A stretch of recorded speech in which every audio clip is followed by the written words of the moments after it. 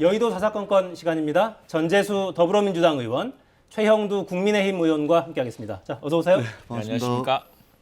네, 본격 대담 시작하기 전에 준비된 영상부터 보겠습니다.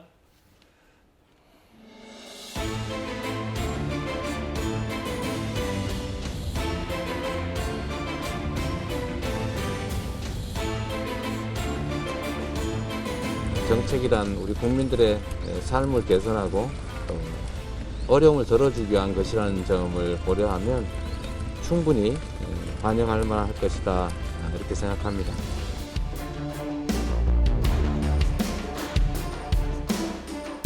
공시가격 현실화라는 행정조치에 의해서 사실상 국민의 세부담이 가중되는 이런 현실은 뭔가 좀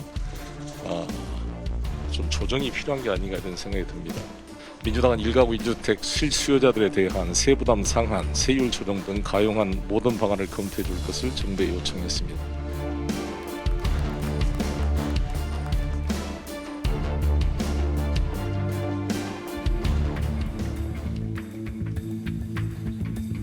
방 안에서 좀 큰 고함 소리 같은 게 난 것 같은데 어떤 소리가 그 별일 아니에요. 뭐 얘기하다가 보면은 그 음성이 높아지는 사람도 있고 그런 거지 뭐 특별한 얘기가 아니라.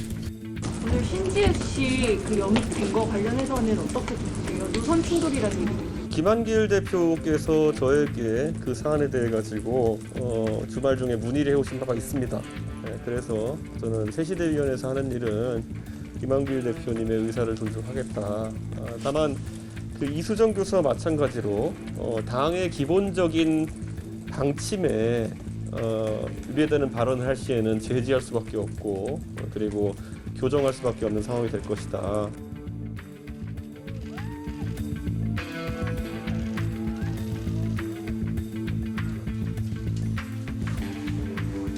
사단에서 제일 큰 오신 거예요.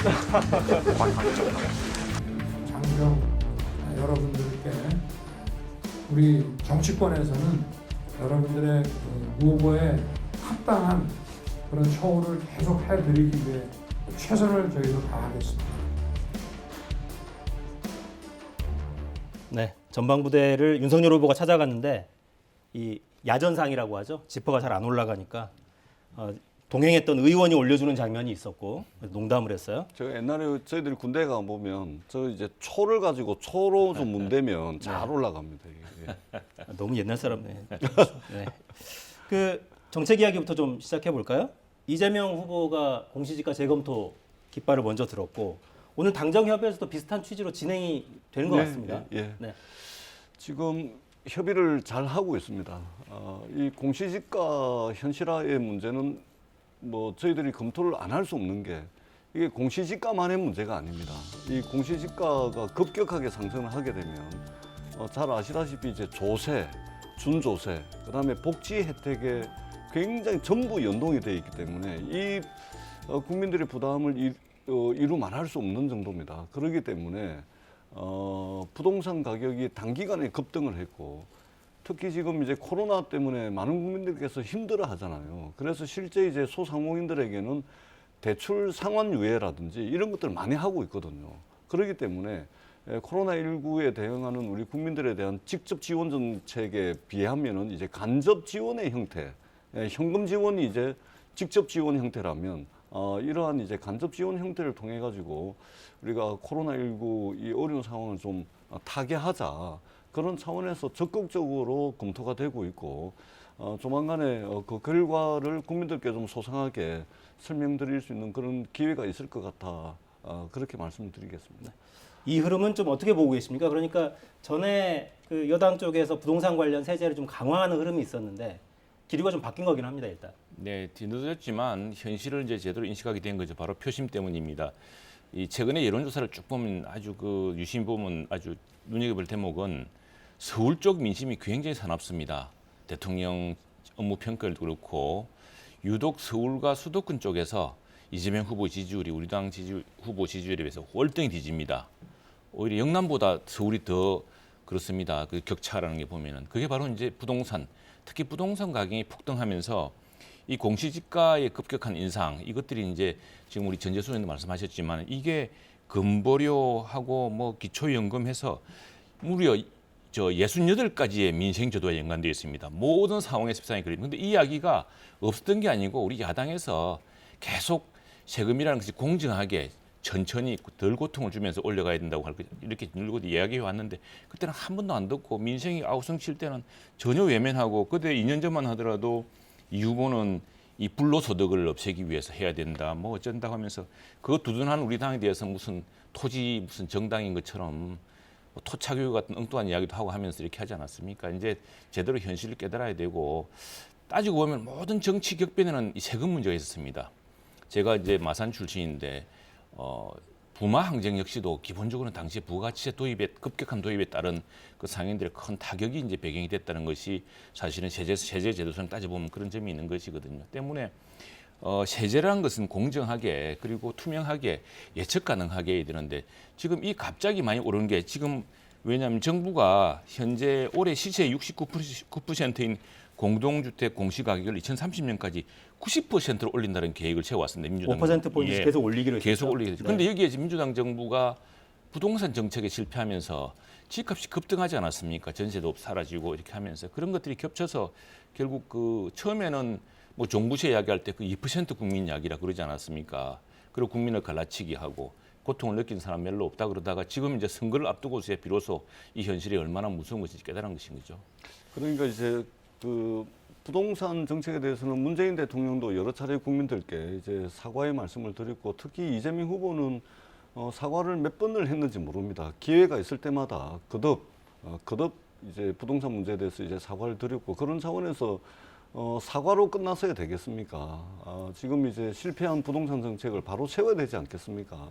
그런 차원에서 이제 국민의힘에서는 실패한 문재인 정부의 부동산 정책을 이재명 후보가 아무런 비판 없이 아무런 보완과 수정 없이 그대로 아마 개선하기를 바랄 겁니다. 그러나 그럴 수는 없는 것이죠. 잘못된 것은 반드시 고쳐야 되고 국민들의 고통을 덜어줘야 되는 것이 또 대선 국면에서 후보들이 해야 될 일입니다. 그런 차원에서 이제 이것을 이제 추진을 하게 됐다는 말씀을 드리고 부동산 시장도 가급적이면 이게 부동산이라는 것이 내일 당장 만들 수 있는 것이 아니고 우리가 써버리고 나면은 금방 공장에서 찍어낼 수 있는 그런 공산품이 아니기 때문에 단순하게 어떤 수요와 공급의 원리만 가지고는 부동산 시장을 볼 수는 없지만 기본적으로는 수요와 공급의 원칙이라는 그 기본 원리가 작동되는 시장으로서 이제 이재명 후보가 인식을 하고 있기 때문에 이러한 이제 여러 가지 잘못된 정책에 대한 대안을 제시를 하면서 국민들께서 마음을 얻기 위한 이런 노력들을 계속 하고 있다는 말씀을 드리겠습니다. 이제 방향을 보면 1세대 1주택인 경우에는 인상폭의 상한을 두거나 아니면 올해 공시가격을 내년도 세액에 그대로 적용하는 그러니까 세금 동결하는 거죠. 올해 수준에서 뭐 이런 그러니까 어떤 식으로든 보유세 부담을 줄이는 방향이어서 근데 결국에는 좀 비싼 집을 가지신 분들이랄지 집을 여러 채 가진 분들에게 유리한 방향으로 갈 수밖에 없는 것 같아요. 예, 그러니까 이게 세금 부담이 많았던 분들이 그 부담을 조금 더 경감을 시키는 것이기 때문에 그러니까 많이 낸 분들이 혜택은 조금 더 보겠죠. 전체 이제 규모가 더 컸으니까. 그러니까 이제 그게 정의로운가라는 질문을 받을 수밖에 없을 것 같아서. 그러니까 어떻든 이제 공시지가를 올해 이제 책정된 공시지가를 기준을 하게 되면 그 기준이 있으니까 그 기준에 따라서 그렇게 되는 것이고 특히 양도소득세를 지금 한시적으로 유예를 하자. 이거는 굉장히 유효한 정책입니다. 왜냐하면 부동산이 대세 상승기에 있을 때 양도소득세 1년 유예해봤자 이게 매물이 시장으로 안 나옵니다. 왜냐하면 아니 한 달 뒤에 집값이 또 오를 텐데 양도소득세 부담을 지더라도 가지고 있는 게 맞죠. 근데 지금 전 세계적으로 이제 긴축재 각국의 중앙은행들이 긴축 재정에 들어가죠. 금리 올라가죠. 대출하기 어렵죠. 이러기 때문에 지금 서울부터 시작해가지고 여기저기서 집값이 이제 조금씩 떨어지지 않습니까? 대세 하락기에 진입 국면에 들어섰다라고 저희들이 판단을 하고 집값이 부동산이 대세 하락기에 접어든 시점에 양도소득세를 1년 정도 유예를 하게 되면 집값 상승에 대한 기대감이 없어지기 때문에 그러기 때문에 이게 시장에 매물이 많이 나옵니다. 그러면은 이 부동산이 소프트 랜딩, 연착륙하면서 하향 안정화될 수가 있기 때문에 지금 이 시점에서 더 유효한 정책인 것이죠. 그렇기 때문에 이재명 후보가 정책의 일관성도 당연히 중요하지만 현실이 중요하다라고 이야기한 부분이 바로 그 부분입니다. 알겠습니다. 저는 전재수 의원의 이야기를 우리 당이 숱하게 했습니다. 숱하게 하고 국민들도 하고 전문가들도 이야기하는데, 근데 불과 이 경선에서 이재명 후보가 뭐라 그러냐면은 지금 보유세하고 양도세가 실효세율이 터무니없이 낮다고 주장했습니다. 그러면서 국토보유세를 해서 왕창 걷어가지고 국민들 나눠주겠다 그랬습니다. 그리고 이런 것을 반대하는 것은 악성 언론과 부패 정치 세력에 놀아나는 바보짓이라고 했습니다. 지금 그런데 분리하니까 이제 이게 문재인 정부 잘못이라고 설 문재인 정부 탓으로 차별하고 있습니다. 본인이 다 버려놓은 일인데도 불구하고. 그래서 지금 모든 시장의 작동 논리가 중요하거든요.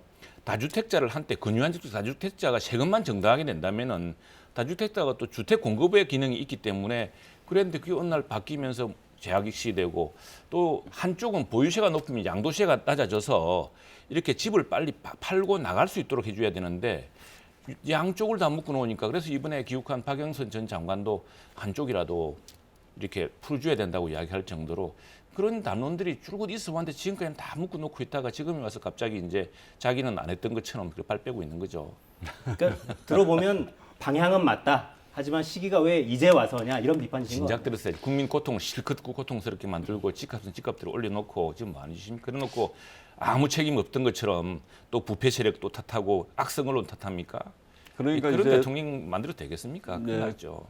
그러니까 뭐 여야를 막론하고 우리 국민들께서도 그렇고 이 부동산 정책이 실패한 것은 분명합니다. 예, 분명하기 때문에 근데 자꾸 말 바꾸기다 뭐 공약을 철회한다 또 뭐 이게 표를 의식해서 그런다 그렇게 말씀을 하시는데 그것은 아니죠. 왜냐하면 선거라는 시기는 우리 국민들께서 어떤 것을 요구하는지 그 이해와 요구라는 것이 분출하는 국면이 선거입니다. 그때 말하자면 당도 변하고 정치인도 변하고 하는 겁니다. 늘 그래 왔습니다. 평상시에는 정치하는 사람들은 안 변하죠. 한 번쯤 떨어져 봐야 또 변하고 당도 선거라는 것을 통해 가지고 또 변하게 돼 있는 겁니다. 평상시에 변하지 않죠. 그렇기 때문에 선거 국면에서 잘못된 정책 보완하고 수정해서 국민들께 내보이는 것은 당연한 그리고 자연스러운 과정이다. 이렇게 좀 말씀을 드리겠습니다. 알겠습니다. 국민들의 판단은 또 한번 지켜보시죠. 매일매일 발표된 여론조사에 계속 반영이 될 거기 때문에 지켜보시겠습니다. 야당 이야기로 좀 넘어가 볼까요?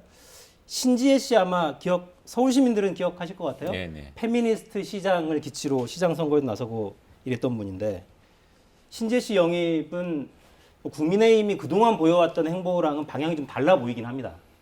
영입에 어떤 의미가 있다고 저희가 해석을 해야 됩니까? 그러니까 국민 통합을 강조했던 그리고 또 전 세대 전 국민들의 예망을 다 받아들일 수 있는 그런 통합적인 정부를 만들려고 했던 그 윤 후보의 그런 철학이 담긴 것이라고 봅니다. 그리고 기본적으로 저도 좀 놀랐습니다. 아침에 잠깐 봤는데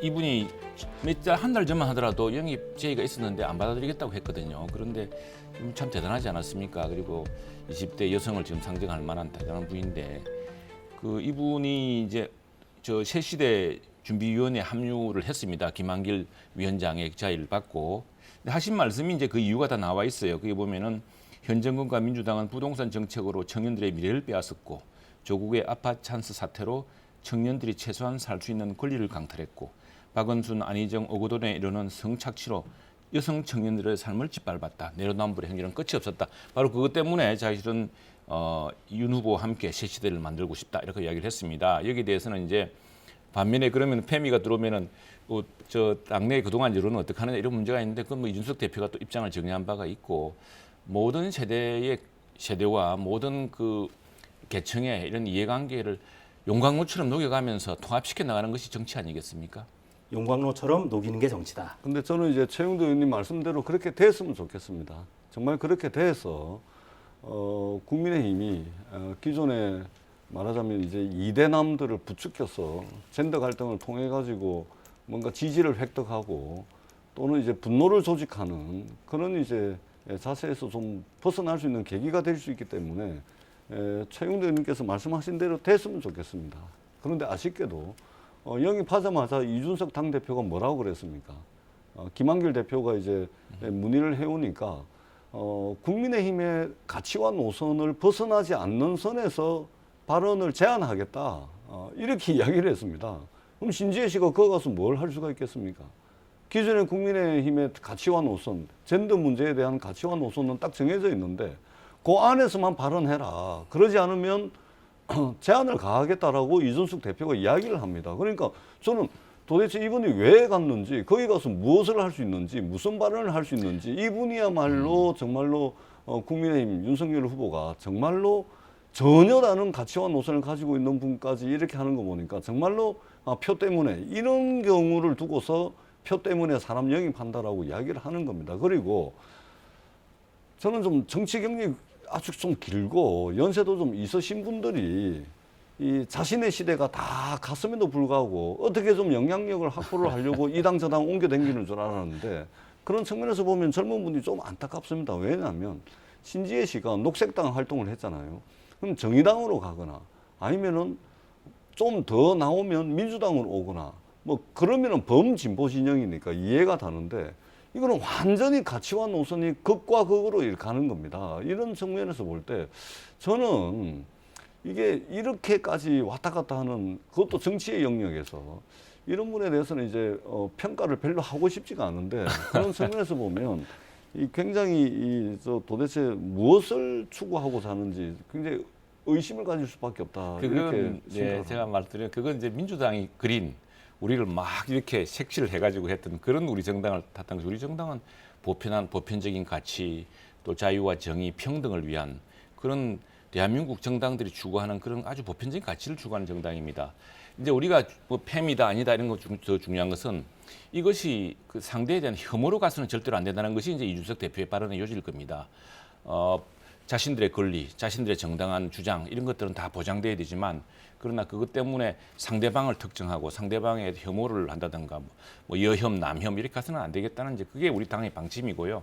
또 하나는 엊그저께 그 반기문 총장이 이제 전 유엔 사무총장이 그 책을 최근에 냈습니다. 그래서 신문에 인터뷰를 하면서 이런 말을 했어요. 그 참 와닿는 말이었는데 주말에 많은 분들이 회자된 말입니다. 정권 교체보다 더 중요한 것은 정치 교체입니다. 가치를 독점하고 서로 편을 가르고 서로 혐오하게끔 충동질하고 이런 것이 아니라 정말 정치를 바꾸고 협치를 하고, 그래서 저는 오히려 신지혜 씨가 우리 당에 들어왔다는 것 자체가 참 놀라운 변화의 시작이다 이렇게 생각을 합니다. 그런 것들이 바로 단순한 정권 교체가 아니라 정치 교체의 시작을 알리는 신호다 이렇게 생각합니다. 당 대표께서 영입된 신지혜 씨 발언을 제지하지 않겠다 그래서 되는 것이죠. 그러니까 오늘 아침에 최고위원회 끝나고 기자들한테 백브리핑을 하지 않습니까?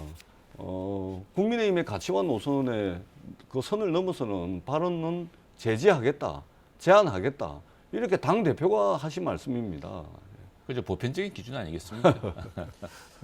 걱정하는 거는 당대표만이 아니었어요. 당내에 여러 걱정들이 있는데 하태경 의원의 걱정도 있고요. 젠더 갈등은 촛불이 아니라 산불이다. 뭐 이런 입장을 냈고,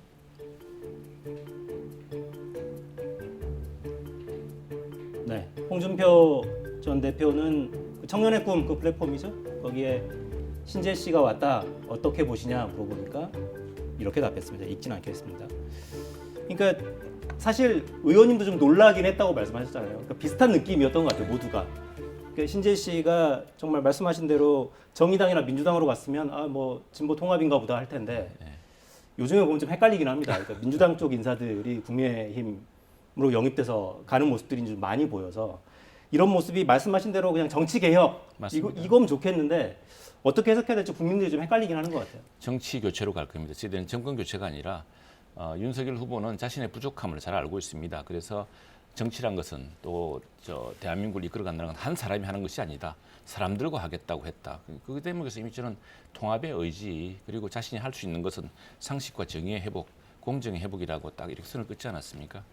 알겠습니다. 그러니까 국정 운영을 한 사람이 하는 시대는 이미 지났죠. 대한민국의 경제 규모라든지 그렇게 한 사람이 해왔습니다. 글로벌 위상이라든지 뭐 이런 등등에 비춰볼 때 대통령 혼자 할 수 없는 건 자명한 사실입니다. 이미 그럴 시대는 지났고요. 다만 전문가들의 조언을 받아야 되는데, 그리고 좋은 분들 추천을 받아서 사람을 써야 되는데, 그러면은 전문가가 조언을 하면 조언하는 내용이 도대체 무슨 말인 줄 알아먹어야 되겠죠. 그렇지 않습니까? 전문가가 조언하는데 그 말귀도 못 알아먹고 전후 맥락을 모르고서 어떻게 전문가들의 조력을 받겠습니까? 우리 전재수 의원님은 네. 그렇다고 생각하지 뭐 않는데 실력 없음을 무슨 많은 민주당 전문가들 의원들이 도움을 받는다 이렇게 이제 표현하시면 안 많은 되고요. 민주당 의원들이 예. 너무 이렇게 딱 선을 끊어놓고 아주 그렇게 그러면 말씀하시는데 TV 토론 나오세요. TV 토론 TV 토론 나오셔서 나가죠. 국가 아니, 경영 그 능력과 정책 비전에 대해서 이재명 후보 이런 말을 토론하고 하더라고요, 한번 국민들에게 후보가. 판단할 수 있는 정보를 제공을 해줘야 되겠죠. 검사라는 사람들은 남을 단죄하기 때문에 굉장히 큰 판단과 어떤 상식과 지식을 가지고 해야 됩니다. 경제 범죄, 또 강력 범죄, 또 뭐 인륜에 관한 범죄라는 걸 할 때 그걸 판단하는 것은 사실 검찰이라는 것이 단순하게 그게 우리가 뭐 정치 검찰만 자꾸 이야기하는데 실제로 강력 범죄라든가 또 부패 범죄라든가 이런 것들을 할 때는 남을 단죄한다는 건 굉장히 중요한 어떤 판단력과 지식을 요구하는 겁니다. 그리고 뭐 법이란 것 자체가 기본적으로 종합적인 지식을 요청하는 것이기 때문에 그런 소양이 있죠, 기본적으로. 그런데 마치 아무것도 아닌 것처럼 그렇게 말씀하시는 것은 너무 민주당적 시각이다 이렇게 보아집니다. 저는 검사 판사분들의 다양한 경륜과 경험을 인정하는 사람입니다. 윤석열 후보께서 오히려 검찰 출신 야당의 대선 후보로서 국민들의 더 많은 공감을 얻어내려면 차라리 자기가 가장 잘 아는 분야를 지속적으로 이야기하겠습니다. 예를 들면 검찰의 흑역사, 검찰의 어두운 역사가 많았지 않습니까? 없는 죄 만들고 조직 사건 터뜨려가지고 무고한 사람들 깜빵에 넣고 또 독재 정부에 협력해가지고 출세 가도를 달리고 검찰의 흑역사가 많습니다. 그리고 최근에도 있습니다. 오히려 이런 부분들을 최근에 진역 검사들이 내가 문제가 한번 하겠다 되죠. 이렇게 예. 말씀을 하시면은 더 공감을 일으킬 수가 있는데 이런 부분들에 대한 그러니까 청산해야 될 어두운 역사에 대해서는 한마디 말도 없이 그냥 엄한 이야기만 계속 하니까 저희들이 이제 그런 의구심을 가질 수밖에 없습니다. 우리 전 의원님의 의구심을 제가 해소하기 위해서 최근에 들은 이야기를 한마디 할게요. 뜻밖의 그 검경수사권 분리에 대해서는 당시 검찰 지도부와 달리 사실 이 후보는 서울검사장 때 검경수사권 분리 받아들여야 됩니다. 검찰은 1년에 큰 사건 10건 정도 정말 경찰이 하기 힘든 이런 아주 고도화된 지능 범죄라든가 조직 범죄라든가 또는 부패 범죄라든가 권력형 범죄만 하고 나머지는 전부 경찰이 하게 해야 됩니다. 경찰이 지금 수준도 되고 검찰은 공소 유지와 그를 위한 일정만 해주면 되는 것이지 너무 많은 그걸 질려다 보니까 검찰이 이런 여러 가지 오해도 사고 문제가 발생한 거라 그런 확실한 철학이 있더라고요. 그런 대목에서는 저는 전 의원님이 걱정하시는 부분은 좀 해소되지 않을까 생각합니다. 알겠습니다. 선거까지는 아직 79일이 남아 있으니까요. 네, 검증할 여러 기회가 있을 걸로 믿습니다. 네. 국민의힘 이야기 하나만 좀 더 하고 갈까요? 오늘 선대위 공식 회의 자리에서 네. 아까 김종인 위원장의 설명도 있었는데 대수롭지 않게 이야기하긴 했는데 이준석 대표와 조수진 의원이 고성으로 충돌했다 이런 보도가 여러 나왔어요. 좀 알아보셨습니까? 어떻게 된 건지. 밖에서 들렸을 정도일까 모르겠는데, 아무튼 김종인 선대위원장이 그 자리에 참석했기 때문에 저희들은 뭐 참석 안 했습니다. 뭐 기자들도 안에 없을 것 정확한 상황은 모르는데 일을 하다 보면 서로 고성도 나오고 뭐 그렇게 하는 게 다반사 아니겠습니까? 다반사인데 또 여기에 대해서는 이준석 대표도 설명을 했고 또 당사자인 공보단장도 입장을 밝히고 했기 때문에 일을 열심히 하려다 보니까 생겨난 일로 생각합니다. 그러니까 선대위 내 혼선이 아직도 좀 정리가 안 된 건가 이런 생각이 들게 만드는 장면이어서 끝없이 이제 원래 그런 말이 있습니다. 선대위라는 것이 세팅이 되면 선거가 끝난다는 말이 있습니다. 그건 어느 선대위나 다 공통적으로 겪는 현상인데 그러나 세팅되는 시점이 빠르고 그런 마찰이나 그런 불협화음을 빨리 줄여나가는 것이 그것이 선대위원장과 또 각 본부장들의 역할이 될 테고 지금 우리 임태희 본부장이 새로 총괄 상황을 하고 이렇게 하면서 여러 상황들이 빨리 정리가 될 겁니다. 알겠습니다. 그러니까 우리 국민들께서 이제 국민의힘에 저희들도 이제 저희들 발등에 떨어진 불이 코가 석자라 굳이 관심을 크게 가지고는 있지는 않는데 국민들께서 우려하는 건 이런 겁니다. 국민의힘의 선거대책위원회가 권력투쟁이 지난 한 달 동안 쭉 있어왔고 그 갈등이 대충 봉합이 되긴 했습니다만 오히려 청산해야 될 아주 구태의연한 방법으로 당대표가 도망가고 후보가 가서 승복하는 그런 청산해야 될 구태의 방식으로 봉합을 했습니다만 이 선대위 내 갈등은 잠복돼 있는 겁니다. 지금은 윤석열 후보가 여론조사가 그럭저럭 나오니까 있는 갈등도 그냥 잘 보여야 되니까 대충 이제 봉합하고 넘어가는데 만에 하나 지지율이 조금만 떨어지면 이게 완전 풍지박산 나게 돼 있는 것이죠. 특히 국민들께서 우려하시는 건 뭐냐면 만약에 이렇게 해서 국민의힘이 집권을 했을 경우에 과연 국정 운영이 흔들리지는 않을까 이런 갈등들 때문에 그러한 우려들을 국민들이 하고 있는 겁니다. 그런데 기본적으로 이 갈등을 없앨 수가 없는 구조죠.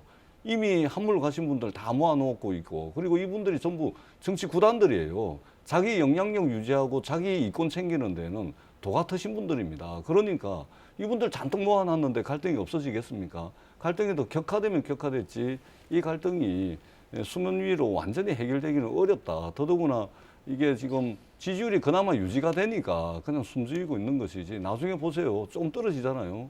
엉망진창 될 겁니다. 저희들이 한두 번 본 게 아니거든요. 물론 그러지 않기를 바라는 마음입니다. 예. 정말 그러지 않길 바라시죠. 예. 네. 그래서 정책 경쟁이 좀 됐으면 좋겠습니다. 정책 경쟁이 될 거고요. 그 지금은 아마 후보다 기호지시라 합니까? 이렇게 막 달리는 호랑이 위에 등에 타는 거지만 대통령이 되면 달라집니다. 근데 제가 또 하나 기대하는 것은 이거 오늘 전 의원님한테 제가 비공개 이야기를 공개를 많이 하는데 그 후보가 한번 저희랑 점심 식사하는 자리가 있었습니다. 이제 지금 4인 제안하기 이전에 조선들이랑 또 전략자문위원 뭐 자격으로 이렇게 뭐 한 적이 있었는데 그때 이런 이야기를 하더라고요. 우리 의원님들은 여당 의원님들하고 참 많이 대화하시고 많이 논의 좀 해달라고 이야기를 하더라고요. 벌써 이게 뭐 누가 집권하든 쉽지 않은 정국 아니겠습니까? 그런데 그만큼 지금 안목이 벌써 어떻게 국민 전체를 통합하고 이 어려운 난국을 함께 헤쳐갈 것인가, 어떻게 여당 민주당과 협치할 것인가 이런 것들을 많이 생각하고 있기 때문에 그런 부분들을 하나하나 이제 선거 때는 막 등에 타서 본인이 하고 싶어도 민주당이 뭐 돌을 던지면 돌 피한다고 이렇게 해야 되고 하는 과정에서 있었던 일인데 이제 하나하나 정리될 거라고 믿습니다. 알겠습니다. 네. 현안 이야기로 좀 넘어가 볼까요? 가족 리스크 때문에 지금 지난 한 주가 굉장히 두 후보 다 힘들었죠.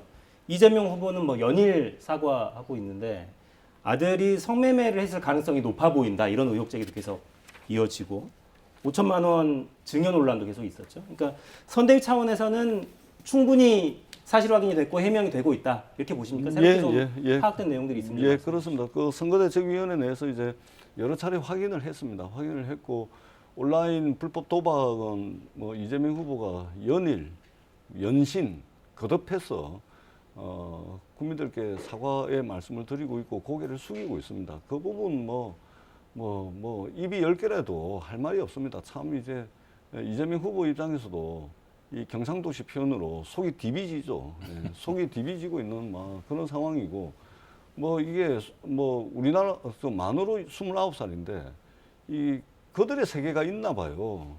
우짜겠습니까? 그 부모가 하루 24시간 뭐 쫓아다닐 수도 없고 누구 만나는지 뭐 하는지 뭐 쫓아다닐 수도 없는 그런 상황이라면 참 이게 이재명 후보 말씀대로 이게 자식을 둔 죄인, 자식 둔 죄인이다.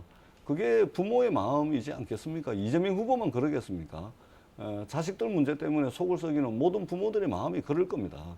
그런 측면에서 두말할 필요 없이 이거는 사과해야 되는 것이고, 그리고 이제 고발당했습니다. 수사기관이 수사해서 법적으로 책임질 일이 있으면 다른 누구보다도 더 이제 강하게, 더 무겁게 법적 책임을 져야 된다고 그렇게 생각을 하고 있고 후보도 마찬가지입니다. 다만 이제 성매매 의혹에 대해서는 이게 지금 그 본인 이야기 외에는 뭐 확인이 불가능한 겁니다. 이게 무슨 다만 정황상 이제 그런 의혹들이 있는데 그럼에도 불구하고 또 자식을 둔 뭐 죄인이듯이 또 이 아들의 이야기를 또 들을 수밖에 없는 그런 한계가 있습니다. 이 아들은 단연코 한사코 맹세코 성매매를 하지 않았다라는 것이 지금 선대위에서 확인하고 있는 팩트거든요. 그러면 이거는 저희들 입장에서는 어떻게 확인할 수 있는 방법이 없습니다. 예. 근데 아들의 행적이 아들 스스로 남긴 글에서 너무 뚜렷하게 나타나서 그래서 국민들이 놀라고 있는 겁니다. 그리고 이재명 지사는 경기도지사 시절에 당시에 경기도 7급 공무원에 합격된 사람이 이런 비슷한 의혹이 있다는 이유로 아마 그 당시에 취업을 막았죠. 임용을 취소했죠. 네. 동일한 기준을 적용을 엄정하게 해야 될 것이고요. 그리고 지금 보면은 갑작스런 재산의 변화라든가 또 은행권에서 돈을 빌렸다든가 하는 이런 게 하루 이틀 일이 아닌 것 같고 보통 우리가 아는 주변에 우리 장사미 우리 보통 사람들의 저 자녀들의 이야기와는 좀 다른 것 같습니다. 그래서 국민들이 걱정하는 것 같고 만일 저 이런 분들이 나중에 대통령 아들이라는 그런 큰 이제 후광까지 입으면은 그게 또 어떤 사람이 붙을지 모르는데 그런 것들은 걱정하는 것이죠. 그걸 뭐 지금 그냥 사과한다고 될 문제가 되겠습니까? 그러면서 집요하게 또 한쪽에 우리 당 그 후보의 뭐 배우자 문제에 대해서는 없는 이야기까지 만들어 가지고 하면서 그 문제에 대해서는 서로 다른 기준을 적용한다면 그것도 말이 안 맞죠. 예, 이재명 후보께서 아들 문제를 사과만 하고 넘어갈 일이 아닙니다. 이재명 후보도 분명히 말씀을 드렸습니다. 사과는 지금 벌써 몇 차례 했는지 모릅니다. 제가 살려보니까 한 4번 정도 한 것 같은데 앞으로도 그 사과는 계속 될 것이고 그리고 사과하는 것으로 끝이 아닙니다. 법적 책임을 응당한 법적 책임을 반드시 져야 됩니다. 이것이 이재명 후보의 입장이고요. 그다음에 경기도 공무원 말씀하셨는데요. 공무원이 성비위 사건이 명확하게 드러났기 때문에 그것은 저 임용을 취소한 겁니다. 이재명 후보 아들은 민간인입니다. 공무원이었다면 당연히 그렇게 해야 되는 것이죠. 그러니까 단순하게 이제 비교하기는 어렵다는 말씀을 드리고 김건희 씨와 관련해서 민주당의 허위 사실 말씀하신다 그러는데 기본적으로 김건희 씨와 이재명 후보 아들은 비판받아 마땅합니다. 그리고 거기에 뭐 니 잘났네, 뭐 내 잘났네 하는 것도 국민들 지켜보시기에 짜증이 나시겠지만 그럼에도 불구하고 우리가 좀 경중을 굳이 따져보자면 이게 행사하는 권한의 크기에 따라서 책임의 크기도 틀립니다. 김건희 씨는 영부인, 대통령이 되면 영부인입니다. 영부인. 영부인이 행사하는 권한의 크기와 이재명 대통령이 됐다 손 치면은 대통령 아들이 행사하는 권한의 크기는 하늘 땅 차이죠. 대통령 아들이 행사하는 권한은 하나도 없죠. 대통령 부인인 영부인이 행사하는 권한은 국민 세금이 들어갑니다. 그렇기 때문에 다 잘못됐지만 굳이 이 국민들께 경중을 따지는 것도 제가 좀 송구스럽고 죄송스럽긴 하지만 그럼에도 불구하고 우리는 대통령 선거를 치러야 되는 상황에서 굳이 경중을 따지자면 이것은 영부인과 대통령 아들의 문제는 비교가 안 되는 하늘 땅 차이만큼 나는 그런 차이가 있다 이 말씀을 드리겠습니다. 그건 뭐 경중을 따지기 앞서서 어쨌든 대통령 후보의 가족, 후보의 가족의 검증은 피할 수가 없는 일이고 철저하게 진위를 밝혀내야죠. 팩트 체크도 해야 되고 그건 당연히 해야 될 일입니다. 그런데 이제 우리가 좀 지금 언론에서 나오고 있습니다만 여야 의원들이 자기 당 후보의 그걸 비리를 감추기 위해 무슨 이런 걸 좀 변명 두둔하기 위해서 국민들의 정서에 맞지 않은 이야기에 근데 뭐 최근에 한 여성 의원이 무슨 말을 해가지고 엄청난 질타를 받고 있지 않습니까? 더구나 이제 말하자면은 그 당내의 어떤 그 공기가 너무 혼탁하다. 카나리아는 죽었다라는 말이 나올 정도로 그런 말이 나왔는데 그 가족에 대한 검증 피할 수 없습니다. 다 받아야 되고 이렇게 갈 거고 하나하나 진실을 밝히고 있습니다. 그 부분은 후보들의 의무라 생각하고 또 하나만 덧붙이면은 역대 대통령 아들들은 구속된 적이 있어도 부인이 구속된 적은 없습니다. 이게 이제 그 권한의 크기랑 관계없는 문제고 얼마나 어떤 일로 어떻게 보통 비위가 발생하는지 패턴을 보여주는 것이죠. 김건희 씨가 최초의 사례가 될 수도 있습니다. 그렇게 지금 현재 되죠. 나온 것만 보더라도 차고 넘친다는 그렇게 이야기하시면은 말씀을 그건 명예훼손이 될 수가 있습니다. 아니요. 실제 윤석열 후보가 자, 제가 2007년도에 신정아 씨 학력 위조 사건을 구속을 해가지고 1년 6개월 실형이 나왔습니다. 그때 어떤 사문서 위조, 어떤 학력이 그다음에 위조됐습니까? 업무 방해입니다. 지금 김건희 씨 지금 나오고 있는 여러 가지 의혹들은 사문서 위조, 위조 사무소 행사, 업무 방해 등등에 해당될 소지가 있습니다. 그렇기 때문에 소지가 있다고 말씀하시는 그렇기 거죠. 때문에 예. 그 구속될 수 있는 최초의 그래서 사례죠. 하나하나 그 부분은 우리 윤석열 후보 측에서 다 공개를 하고 밝혀야 될 것입니다. 밝혀야 네. 되고 잘못된 부분은 사죄하든지 해야 될 것이고요. 사실관계 확인은 네. 분명히 해야죠. 그럼요. 의혹이 계속 나오고 있으니까 당내에서 이런 게 검토되고 있다는 얘기가 있어서 좀 확인을 좀 했으면 좋겠는데 만약에 당선이 된다면 청와대 이부속실 그러니까 영부인 담당이죠. 이거를 폐지하거나 대폭 축소하는 방안을 검토한다. 혹은 영부인 역할을 아예 포기할 수도 있다. 이런 이야기들이 나오는데요. 공식적으로 논의가 좀 되고 있습니까? 그건 이제 여러 가지 주변에서 이제 참모들의 아이디어일 수도 있고 또 이럴 경우에 실제로 이 부속실이 좀 과대하게 커진 경향도 있습니다. 아니 저 영부인의 행사라는 것이 여사님이죠. 요즘 영부인이라는 말도 없어졌습니다. 여사님의 행사라는 것이 여사님 스타일에 따라서 좀 커지기도 하고 작아지기도 하는데 예컨대 노태우 대통령이나 김영삼 대통령의 부인은 거의 외부 행보가 없었습니다. 근데 이제 대통령 부인에 따라서 이 행보가 커지기도 하고 특히 최근 어느 대통령이면 굉장히 그 행보가 커져서 단독으로 전용기를 타고 외국도 다녀오시고 하셨죠. 그렇게 할 경우에 이제 이구속실이 커집니다. 그러나 거기에 대해서는 국민적 또 비판이 있고 위임받지 않는 권력인데 아무리 대통령 가족이지만 그런 일까지 해야 되느냐라는 비판이 있을 수 있기 때문에 그 부분은 적절하게 이루어질 거라고 보고 보통 외국에서도 아주 그 낮은 곳에서 봉사를 하는 것이지 대통령 부인이 대통령을 대행하면서 무슨 일을 한다는 것은 상상할 수 없는 일이기 때문에 어느 경우든 이 부속실의 그 크기라든가 그 건의 같은 것은 그건 분명히 조정이 돼야죠.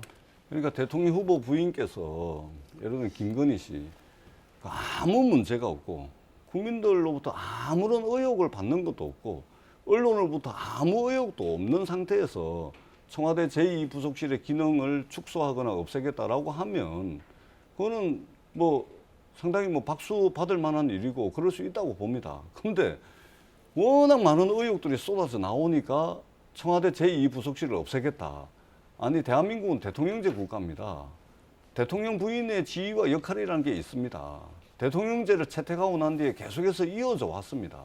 그런데 자기 그 윤석열 후보 부인 문제 때문에 대통령제 국가에 있는 대통령 영부인 자리를 없애겠다? 대통령 영부인한 직제는 없습니다. 청와대 제2부속실이 있습니다. 제2부속실의 일자리 수석실도 그때 만들고 하듯이 제가 좀 말씀을 드리지 않습니까? 청와대 제2부속실의 역할에 영부인 활동을 보조를 하고 영부인이 대통령께서 미처 관심 가지지 못하거나 또는 우리 사회에 손길이 필요함에도 불구하고 사각지대에 머물고 있는 이분들을 위해서 여러 가지 일들을 합니다. 그렇게 돼 있는 겁니다. 아무 문제가 없음에도 불구하고 기능과 조직을 개편한다 그러면 받아들일 수가 있어요. 근데 도대체가 영부인 되더라도 대통령이 되더라도 김건희 씨가 영부인으로서 역할조차 할 수 없는 지경에 이르렀다는 것을 윤석열 후보 스스로 인정한 겁니다. 문제가 없는 걸 왜 없애겠습니까? 그렇지 않습니까? 아니, 윤석열 후보 인정한 것이 아니고요. 그런 여러 가지 지금 현재 사실은 영부인이라는 말이 없습니다. 지금 영부인은 직제도 없고 영부인이라는 말도 없습니다. 그냥 여사님일 뿐입니다. 여사님의 활동을 좀 보좌하는 것이 정도인데 너무 비대한 경향이 있다는 것이고요. 그리고 지금 우리 윤석열 후보 배우자 문제에 대해서는 검증되지 않은 이야기를 자꾸 그렇게 과도하게 하셔서 아주 요즘 민주당이 보니까 온 사방에 뭐 현수막을 붙여놓고 그렇게 하던데 그거 아주 선전선독 수법일지는 모르겠습니다만은 그 진실이 밝혀지면 나중에 어떻게 뒷감당을 하시려고 합니까? 그러니까 등판도 못하는 상황입니다. 왜 등판을 못합니까? 등판 못하고 있지 않습니까? 언제 등판합니까 그럼? 두고 보십시오. 두고 보시면은 제가 국정감사 때 우리 민주당 의원님들 또 일린당 의원님들이 무슨 이 전시에 무슨 특혜가 있었다고 그렇게 공격을 해대고 예술의 전당 이사장하고 공격했지만은 그분들 답변은 흥행 보정 수표란 겁니다. 이게 외국의 그런 큰 유명한 예술가의 작품을 가지고 전시할 수 있는 능력 그거 국내 백으로 되는 게 아닙니다. 국내에 무슨 정치적 권력 되는 게 아니고 그걸 할 수 있는 실력이 있는 것입니다. 그 정도 그건 한번 검증을 해볼 필요가 있는 것이죠. 알겠습니다. 여러 이력, 경력, 학력 관련한 여러 의혹들이 나오는데 자료를 통해서 팩트로 좀 정리하는 시간이 있긴 있어야 될 것 같아요. 국민들이 지켜보고 있으니까 79일 남아 있습니다. 대선까지는. 네, 최영두 전재수 의원과 함께했습니다. 두 분 고맙습니다. 네, 감사합니다.